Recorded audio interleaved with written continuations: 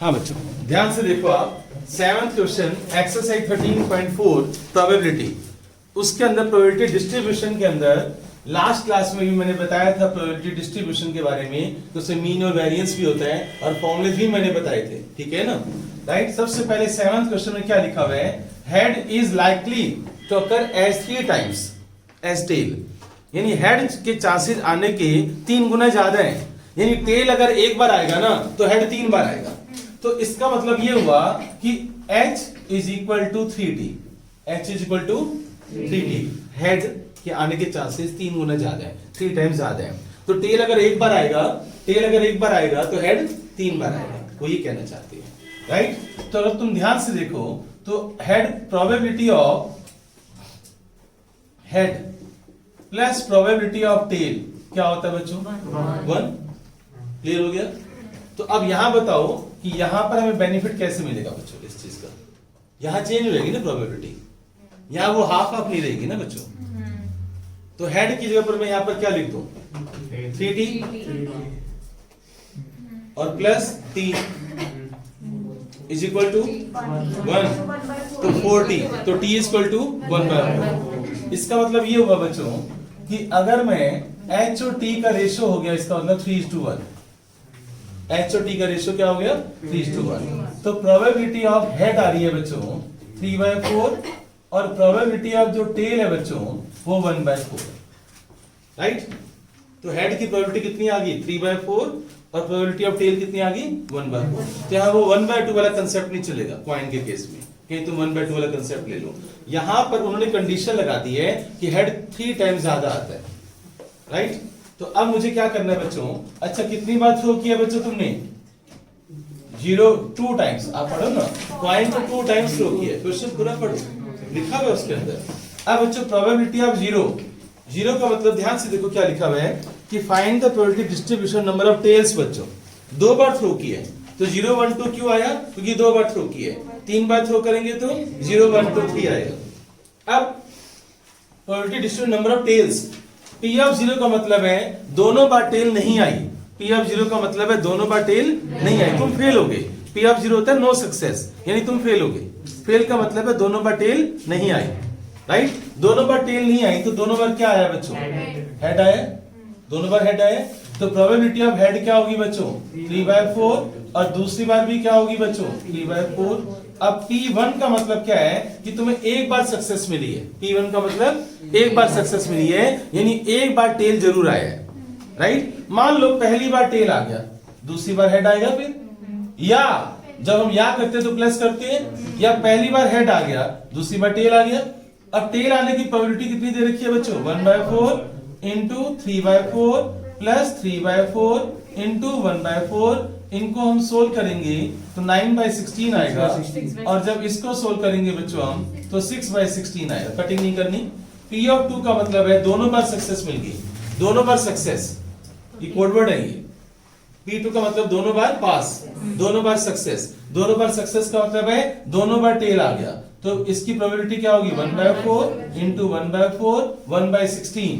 अब इसके बाद हम xi का एक चार्ट बनाएंगे, एक pi का चार्ट बनाएंगे, एक pi xi का चार्ट बनाएंगे हम, और एक बच्चों pi xi स्क्वायर का चार्ट बनाएंगे। ठीक है, xi क्या होगा 0 1 2, प्रोबेबिलिटी ऑफ 0, हमारे पास आंसर क्या है बच्चों 9/16, 6/16 और 1/16। इसका टोटल अगर 1 नहीं आ रहा तो तुम गलत हो, अगर इसका टोटल 1 नहीं आ रहा तो तुम गलत हो। याद रखना इस बात को, ये टोटल 1 आना चाहिए, नहीं आ रहा तो तुम गलत हो। क्लियर। अब बच्चों इसको दोनों को मल्टीप्लाई करो, ये आ जाएगा, इन दोनों को मल्टीप्लाई करो, ये आ जाएगा, इन दोनों को मल्टीप्लाई करो, ये आएगा। अब इसका भी टोटल करो तो 6 और 2 8, 8/16, 8/16 कितना होता है बच्चों 1/2। राइट, तो मीन का फॉर्मूला मैंने बताया था, मीन होता है summation of pi xi। Mean क्या होता है समेशन ऑफ, तो 8/16 यानी 1/2। राइट, और वेरिएंस का फॉर्मूला क्या होता है, वेरिएंस कौन बताएगा जल्दी से बताओ, summation of pi xi square minus summation of pi xi whole square. यानी मुझे इसका टोटल भी करना है। अब 0 इसका स्क्वायर करके pi से मल्टीप्लाई कर दो इसका स्क्वायर करके पीआई से मल्टीप्लाई कर दो, इसका स्क्वायर करो और पीआई से मल्टीप्लाई कर दो, ठीक है। 6 और 4 10, 10/16। तो इसका फॉर्मूला हो गया 10/16 माइनस 1/2 होल स्क्वायर। इसको सोल्व कर लोगे तो स्टैंडर्ड डेविएशन क्या होता है? Under root of variance, under root of variance. तो ये टॉपिक मैंने लास्ट क्लास में पढ़ाया था। 7th क्वेश्चन हमने सोल्व कर लिए है, आप नोट कर लो क्योंकि इसको मुझे रब करना है। हाँ बच्चों ध्यान से देखो आप, 8th क्वेश्चन आपके सामने रैंडम वेरिएबल दे रखे हैं 0 1 2 3 4 5 6 7 और प्रोबेबिलिटी भी दे रखी है 0k 2k 2k 3k k square 2k square 7k square plus k। मैंने अभी तुम्हें बताया था कि प्रोबेबिलिटी का जो टोटल है वो क्या आना चाहिए बच्चों? 1 आना चाहिए। तो इन सबको प्लस करो, that must be equal to 1। बाकी काम बाद में होंगे, सबसे पहले मुझे k की वैल्यू निकालनी है। जब मैं इन सबको प्लस करूंगा, तो आप प्लस कर लेना बच्चों, जब मैं इनको प्लस करूंगा समेशन ऑफ पी आई को, तो 10k square minus 9k plus 1, check करना बच्चों, प्लस 9k माइनस 1, ये आ रहा है बच्चों? ठीक है, 10k square plus 9k minus 1, clear? And that must be equal to 1 की इक्वल होना चाहिए। तो सर 0 अच्छा ये माइनस 1 इधर ले आए थे। अच्छा तो ऐसे बोलो, ये आ रहा है total 10k square plus 9k आ रहे हैं। अब समझ आ गया? अब 10k square plus 9k minus 1 equal to 0। अब आप इसके फैक्टर्स बनाओगे, राइट? तो फैक्टर्स बनाओगे बच्चों, तो 10 1 1 1 माइनस प्लस प्लस माइनस, लो बन गया बच्चों 10k माइनस 1 और k plus 1 is equal to 0। Clear हो गया बच्चों? तो ये इसके फैक्टर्स बन गए, ठीक है। तो k की वैल्यू कितनी आ गई बच्चों? 1/10 और k की वैल्यू -1 रिजेक्टेड बच्चों। बताओ बच्चों क्यों? क्योंकि प्रोबेबिलिटी नेगेटिव नहीं होती, तो k की वैल्यू क्या होगी? 1/10। और ये भी सही क्यों है? क्योंकि ये 1 से छोटी है, 0 और 1 के बीच में लाएगा। मान लो आंसर तेरा 10 आ जाए तो भी गलत है, 1 से ज्यादा नहीं हो सकती, ओके। तो k की वैल्यू आ गई। अब रही बात आगे के पार्ट्स की, तो देखो आगे के जो पार्ट्स हैं वो सारे ही आसान है। सेकंड पार्ट में देखो क्या पूछा गया है। फर्स्ट पार्ट हमारा हो गया k equal to 1/10। Second part में पूछा गया तुम्हारे से probability of x less than 3। Less than 3 का मतलब क्या है? यहां देख, 3 से लेस का मतलब है p0 plus p1 plus p2, वो ये कहना चाहते हैं। p0 plus p1 plus p2, वो ये कहना चाहते हैं। अगर लेस देन इक्वल टू 3 होता तो प्लस p3 भी मैं ले लेता। अब बच्चों p0 का आंसर कितना है बच्चों? 0। p1 का आंसर कितना है? k। p2 का आंसर कितना है? 2k। और यहाँ आ गया 3k और 3/10 आंसर। जो थर्ड पार्ट है इसका वो है x ग्रेटर देन 6 बच्चों। Probability of x greater than 6, तो 6 से बड़ा बच्चों ये कितना नंबर है? p7। p7 का आंसर है बच्चों 7k स्क्वायर प्लस k, तो 7 इंटू 1/10 स्क्वायर प्लस 1/10। इसको सोल्व कर लेना, जो भी आंसर आएगा तुम्हारा, राइट? हाँ, तो हो गया थर्ड पार्ट। चलो जी फोर्थ पार्ट भी कर लेते हैं। अब जब इतना कर दिया तो क्या एहसान रखना किसी का? 0 less than x less than 3 बच्चों, राइट? यानी x की वैल्यू 0 3 के बीच में लाई करती है। तो अब बच्चों p1, अनन्या जैन को आ गया भाई समझ में, p1 प्लस p2। अब p1 का आंसर क्या है? k। और p2 का आंसर क्या है? 2k। और ये बन गया 3k और ये हो गया 3/10। कहानी खत्म। चलो जल्दी से नोट कर लो। यस, 11th क्वेश्चन में बच्चों ध्यान से सुनना मेरी बात को। जिस बच्चे ने भी टी मैथ्स का सॉल्यूशन किया है, राइट, वो गलत है। वो सॉल्यूशन गलत है जिसने भी ये वाला किया। थोड़ा दिमाग चला लिया करो अपना। अगर उस क्वेश्चन में ये लिखा होता ना 2 डाइस आर थ्रोन 1 by 1, अगर ये लिखा होता 2 dice are thrown alternately 1 by 1, तो मैं इस सॉल्यूशन को सही मानता। यानी पहले 8 डाइस को थ्रो किया, उस पर 6 आया तो उसकी प्रोबेबिलिटी क्या होगी? 1/6। फिर दोबारा थ्रो किया, फिर 6 आ गया तो 1/6, और नहीं आया तो 5/6। अगर इस क्वेश्चन की लैंग्वेज में ये लिखा होता 2 डाइस आर थ्रोन 1 by 1 या ऑल्टरनेटली, तब मैं तुम्हारे इस सॉल्यूशन को सही मानता ना। नहीं लिखा हुआ ना, उन्होंने क्या बोला है, 2 डाइस आर थ्रोन साइमल्टेनियसली।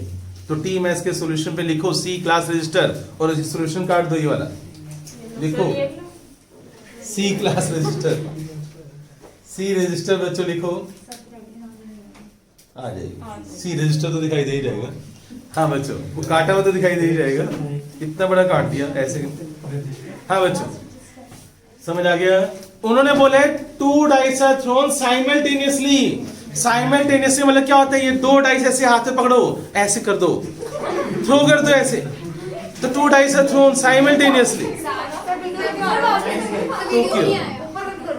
तो कोई बात नहीं, ठीक है। अब 2 डाइस अगर एक साथ थ्रो कर रहे हो बच्चों, तब तुम साइमल्टेनियस मतलब समझते हो ना। 1 बाय 1 क्या होता है, एक डाइस, फिर उसके बाद उठा लिया, फिर दूसरा डाइस, राइट।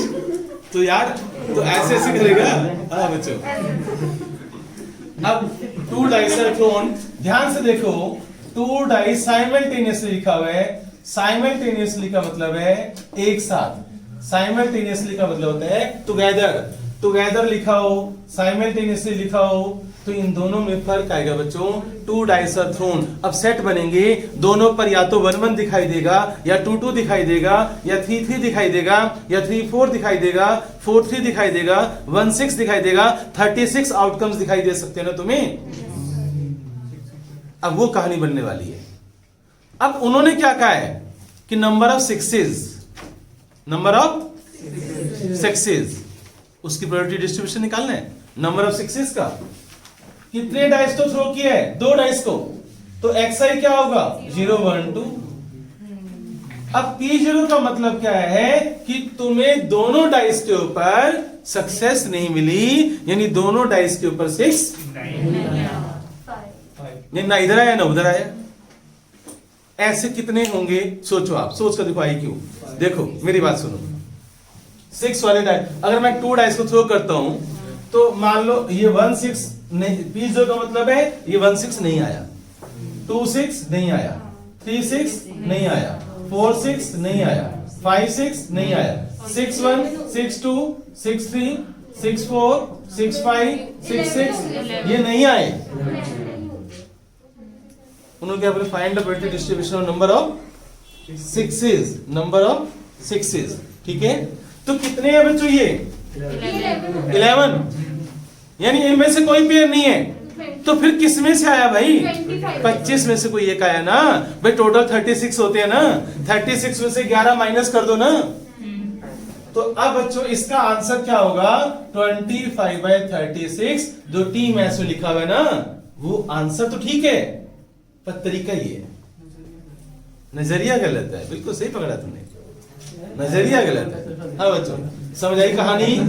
भाई वो कह रही है p0 का मतलब है 6 नहीं आना चाहिए, तो ये 11 सेट नहीं आए बच्चों, इनमें से कोई नहीं आना चाहिए।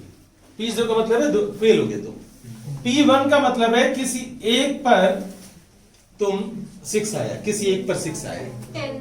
p1 का मतलब है किसी एक पर 6 आया, तो किसी एक पर 6 आया, तो बच्चों इसको हटा दो, ये हटा दो, 6 वाला 6 हटा दो, तो कितने हो गए 10, तो 10/36। p2 का मतलब है दोनों पर 6 आया, 1/36। अब वो चार्ट तैयार कर लो, xi pi ये सब तुम्हें आता ही है, ये चार्ट तैयार कर लो। अब देखो आंसर तुम्हारा मैच कर जाएगा। ये था तरीका।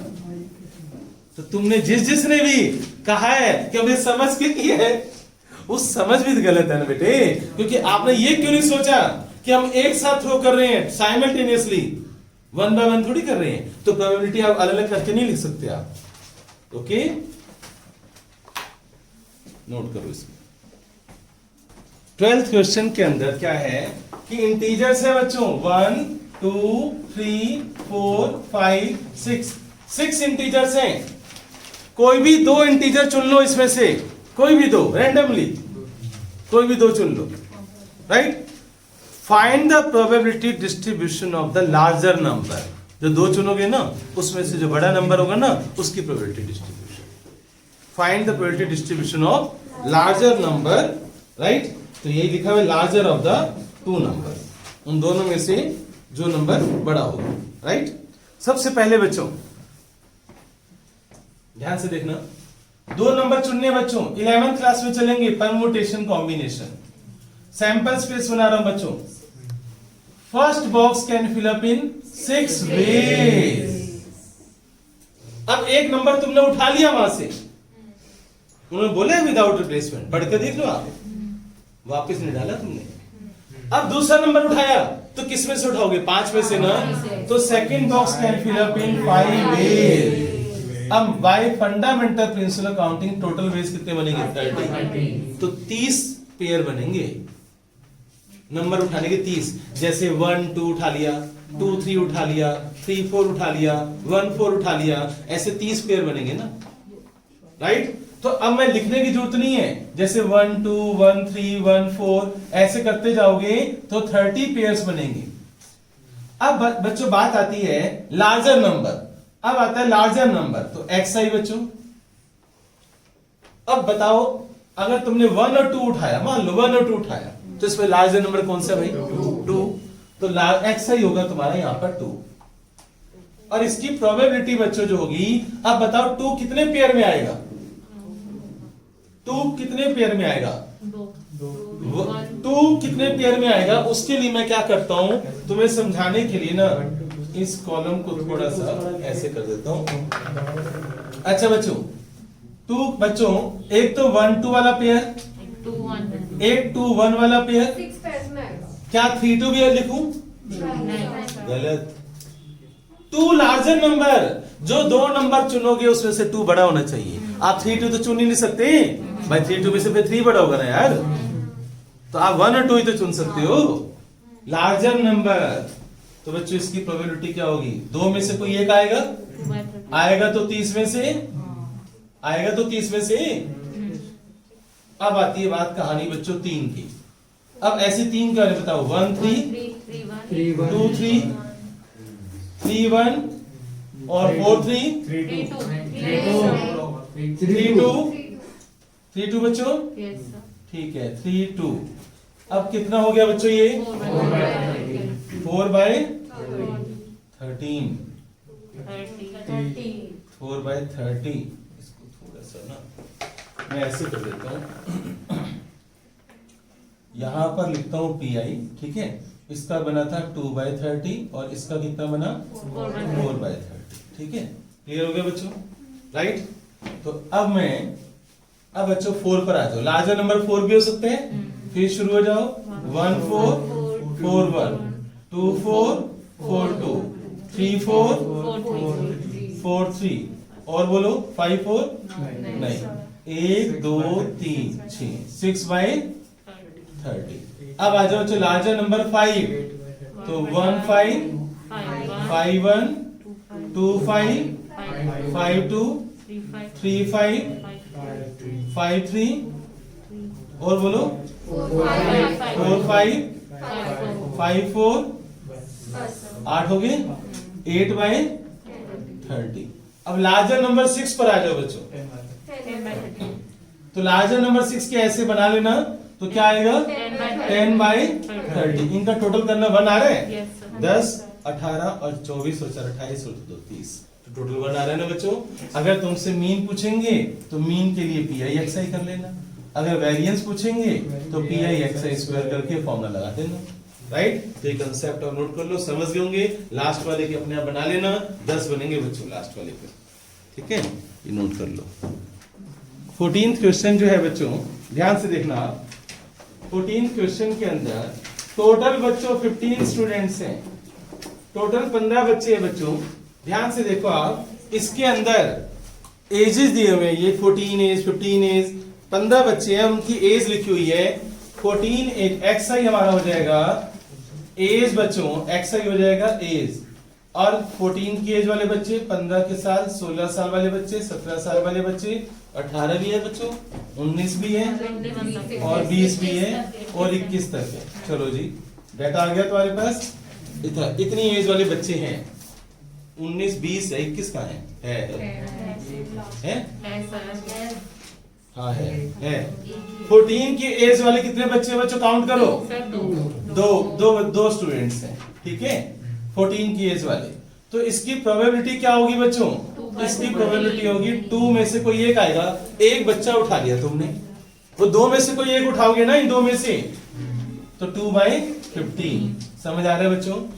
ऐसे 15 की एज वाले कितने बच्चे हैं, काउंट करो, एक है तो 1/15 होगी। 16 की एज वाले तो 2/15 होगी। 17 की एज वाले 3/15। 18 की एज वाले 1/15। 19 वाले 2 तो 2/15 और 20 वाले 3/15 और 1। अब टोटल कर लो, 1 आना चाहिए, नहीं आ रहा तो तुम गलत हो, मैं तो नहीं, ठीक है ना? टोटल कर लो भाई, 1 आना चाहिए, आ रहे हैं? बस मीन ऑफ वो निकाल लेना। अब आ जाओ बच्चों 17 क्वेश्चन के ऊपर। 17 क्वेश्चन पढ़ लो आप सभी। 17 बाद में नोट करना, पहले आप 17 पढ़ लो। 17 में देखो क्या लिखा हुआ है, 2 कार्ड्स आर ड्रॉन। 2 कार्ड्स तुमने निकाले हैं बच्चों। टोटल कार्ड्स कितने होते हैं 52। टोटल कार्ड्स होते हैं 52 और 2 तुमने निकाले हैं। मैंने बताया था जब हम टॉस करते हैं, अगर तुमने 2 बार थ्रो किया है तो रैंडम वेरिएबल आएगा 0 1 2। 2 बार टॉस, 3 बार टॉस किया तो 0 1 2 3। 2 कार्ड्स निकाले हैं तो 0 1 2। 3 निकालूंगा तो 0 1 2 3। अब इससे 2 कार्ड्स निकाले हैं तो रैंडम वेरिएबल क्या होगा 0 1 2। Find the probability distribution number of aces. Ace वाले कार्ड, एस वाले कार्ड आने चाहिए भाई। एस वाले कितने कार्ड्स होते हैं, 4 होते हैं, समझ गए ना? और चारों के ऊपर कौन कौन से साइन होते हैं, क्लब, स्पेड, किंग, डायमंड और हार्ट। क्लब, स्पेड, डायमंड और हार्ट। ब्लैक कौन कौन से होते हैं, और डायमंड, रेड, और हार्ट भी रेड होते हैं। तो अब बच्चों कहानी आती है बच्चों P ऑफ 0 की, ठीक है? तो P ऑफ 0 बच्चों, P ऑफ 0 का मतलब है नो एस। P ऑफ 0 का मतलब है कोई भी एस नहीं आया। 2 कार्ड निकाले हैं, दोनों एस के नहीं है भाई। एस के 4 कार्ड होते हैं, 40 58 52 में से 4 माइनस कर दो, तो 48 में से कोई 2 कार्ड आए ना तुम्हारे पास। तो इसका आंसर क्या होगा 48C2 अपॉन में 52C2। निकाले तो 52 में से हैं, 48 में से कोई 2 आएंगे, आएंगे तो 52 में से कोई 2, राइट? सोल्व करना हो तो मेरा चोर मेथड याद करो। चोर मेथड क्या था, 48 को 2 बार कम करके लिखो, 48 इंटू 47 अपॉन में क्या होता है 2 इंटू 1, और 52C2 क्या होता है 52 इंटू 51 अपॉन में क्या होता है 2 इंटू 1। ये चोर मेथड है। एक्चुअल मेथड क्या था बच्चों, एनसीआर। एनसीआर क्या होता है, n factorial r factorial n minus r। Actual method ये चोर मेथड है। 2/1 कैंसिल कर दो, राइट? तो क्या बच गया बच्चों 48 इंटू 47 अपॉन में 52 इंटू 51। कटिंग वटिंग करते रहना। अब P1 का मतलब बताओ। तुमने 2 कार्ड्स निकाले हैं बच्चों, साइमल्टेनियसली लिखा हुआ है, रैंडम लिखा हुआ है ना, एक साथ निकाले 2 कार्ड्स रैंडमली, राइट? रैंडम का मतलब भी एक साथ, ठीक है ना? P1 बच्चों, P1 का मतलब 2 कार्ड्स निकाले हैं पर एक कार्ड एस का है, एक कार्ड। तो बोर्ड पर ध्यान से देखना बच्चों, आप ध्यान से देखना कि मैं क्या करने वाला हूं। पहला कार्ड एस का आया, पहला कार्ड, उसकी प्रोबेबिलिटी क्या होगी 4/। दूसरा कार्ड बच्चों नॉन एस आया, उसकी क्या होगी बच्चों 48/। या बच्चों पहले नॉन एस का आया और दूसरा कार्ड एस का आया। समझ आ गया सभी को? सबको समझ में आ गया? ये तुम स्टूपिड बच्चे हो, गलत है, ये गलत है। समझ कहां से आ गया? मैं कर रहा हूं हाँ यस सर। अरे गलत है, थोड़ा अपना दिमाग में चला लिया करो यार। इसमें कहां लिखा हुआ है 1/1? कब समझोगे प्रोबेबिलिटी को? इसमें कहां लिखा हुआ है 1/1 कार्ड निकाले हैं? ये गेम तब होता है जब 1/1 कार्ड निकाले हो, और वो भी विद रिप्लेसमेंट। भाई एक कार्ड निकाला, 4 में से कोई एक आया, फिर उसको वापस डाल दिया, तब दूसरा कार्ड निकाला, वो नॉन एस का आया। ये काम तब होगा ना जब 1/1 विद रिप्लेसमेंट लिखा होगा। तो कहां लिखा हुआ भाई? क्वेश्चन पढ़ के दिखाओ, कहीं लिखा हुआ है? तो उन्होंने लिखा हुआ है 2 cards are drawn at random, बस रैंडम का मतलब क्या होता है, एक रैंडमली दो कार्ड ऐसे निकाल लिए, बस आंख बंद किया, दो कार्ड निकाल लिए साइमल्टेनियसली। ये एक साथ निकाले दोनों कार्ड, एक साथ निकाले हैं, तो तुम ये कैसे कर सकते हो, जो तुम्हारा मन करेगा कर दोगे। अब बच्चों दो कार्ड एक साथ निकाले हैं, समझ आया, तो एक कार्ड ए से आना चाहिए। अब ए से कितने कार्ड होते हैं, 4, 4C1 and 48C1 upon 52C2। ये होगी कहानी। एक इसमें से आया, इसमें से एक नॉन एस का आया एंड मल्टीप्लाई और नीचे 52C2, समझ आया, वो गलत है। और P2 का मतलब क्या होता है बच्चों, दोनों कार्ड एस के आए हैं, तो 4C2 अपॉन 52C2 सोल्व करके ऐसा चार्ट बना लेना। XI में क्या लिखोगे, 0 1 2, और PI में क्या लिखोगे, इनके आंसर, और सोल्व करते रहना। मीन और वेरिएंस पूछेंगे तो निकाल देना, नहीं पूछेंगे तो जितना सोल्व कर सकते हो करके छोड़ देना। EX होता है बेटे एक्सपेक्टेड वैल्यू। EX का मतलब क्या होता है, एक्सपेक्टेड वैल्यू। लिख लो रजिस्टर के टॉप पर PIXI, समेशन PIXI। EX होता है expected value, summation of PIXI। Example 22 करने जा रहे हैं, आवाज नहीं बच्चों बिल्कुल भी। NCERT एग्जाम्पल 22 बोर्ड पर देखना आप, NCERT एग्जाम्पल 22, ट्रिपल टी लगा लेना, इस पर ट्रिपल टी लगा लेना बच्चों। आप ध्यान से इस लैंग्वेज को पढ़ो, क्या लिखा हुआ है कि एक क्वाइन को ना 3 बार टॉस किया, एक क्वाइन को 3 बार टॉस किया है। आप NCERT का एग्जाम्पल 22 है, एक क्वाइन को 3 बार टॉस किया है। अगर हेड आएगा ना तो मैं तुम्हें 2 रुपए दूंगा, अगर हेड आ गया तो मैं तुम्हें 2 रुपए दूंगा, और अगर टेल आ गया तो तुम मुझे 1 रुपीज 50 पैसा दोगे। भाई मैं ज्यादा रिच हूं, 2 रुपए दे सकता हूं, तुम गरीब हो, तुम मुझे 1.5 रुपए दे देना, कोई बात नहीं। अब बच्चों सुनो इधर, अब क्वाइन को टॉस किया, अगर हेड आ गया मैं तुम्हें 2 रुपए दूंगा, और अगर टेल आया तो तुम मुझे 1 रुपीज 50 पैसा दोगे, 1.5 रुपया तुम मुझे दे दोगे। तो बस इसके ऊपर सैंपल स्पेस बताना है कि क्या क्या हो सकता है। क्लियर? तो ये एग्जाम्पल 22 है, राइट। तो कैसे करेंगे बच्चों, बोर्ड पर देखना आप सभी बच्चों, बस बच्चों आवाज नहीं। क्वाइन को 3 बार टॉस किया, मान लो तीनों बार हेड आ गया, मान लो तीनों बार हेड आ गया, इसका एक ही सेट बनेगा। अगर तीनों बार हेड आ गया, तुमने टॉस किया है, तो मैं तुम्हें कितना रुपए दे रहा हूं, 2 + 2 + 2 6 रुपीज दे रहा हूं, ₹6 प्लस लिख रहा हूं, प्लस ₹6। प्लस का मतलब है तुम्हें फायदा हुआ, ओके। अब बच्चों मान लो 2 बार हेड आया और 1 बार टेल आया, 2 बार हेड और 1 बार टेल, क्लियर। अब इसमें सेट मत बनाना,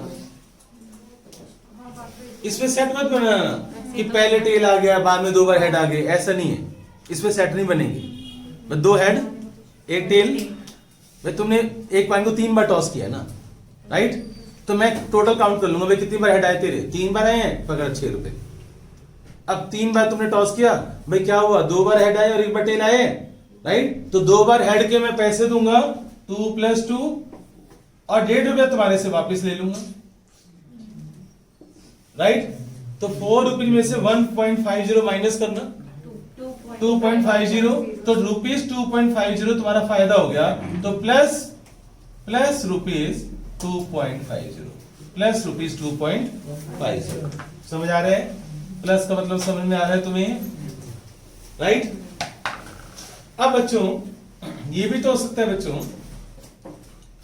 कि TTH आ जाए, TTH केवल 2 बार टेल और 1 बार हेड, तो 2 बार टेल आया तो हम -1, तुम मुझे 1.5 रुपीज दोगे, -1.5, और मैं तुम्हें फिर 2 रुपए दूंगा, तो -3 + 2 -1, यानी तुम्हारा 1 रुपए का, तुम 1 रुपए लॉस करो, तुम 1 रुपए लॉस करो, राइट।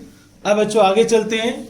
अब लास्ट में मान लो तीनों बार टी आ गया बच्चों, तो -1.50 -1.50 -1.50 तुम कितने रुपए नुकसान पर हो बच्चों? रुपीज 4.50 रुपए लॉस पर हो।